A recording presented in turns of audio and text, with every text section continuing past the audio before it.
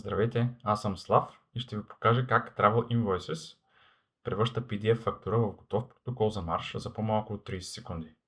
Ако съставяте протоколи на ръка в Excel, това ще ви спести часове. Ето го и приложението. От тук натискаме добави фактура. Взимаме фактурата и я пускаме вътре в приложението, което автоматично извлича нужните ни данни, като стойност, дата на издаване, номер на документ и ейка на контрагент. Избираме към кой протокол да бъде добавена и дали е приходна или разходна. След това кликваме на добави фактура и фактурата е добавена успешно. Трябва да добавим още една приходна фактура, защото предната беше разходна. Взимаме, пускаме я вътре. Автоматично сканира и извлича нужната ни информация.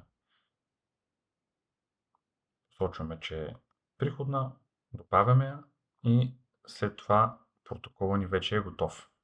Виждате, раздел А получени суми е попълнен автоматично, раздел Б разходни също е попълнен и най-важният раздел В е изчислен автоматично, маржа, данъчната основа и данъчната ставка. Всичко е готово. След това с един клик натискаме и вече имаме готовия Excel свален на нашия компютър, готов за счетоводител или за НАП. Това е.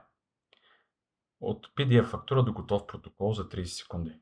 Вместо 15 часа на месец, под 1 час. Пробвайте безплатно на travelinvoices.com.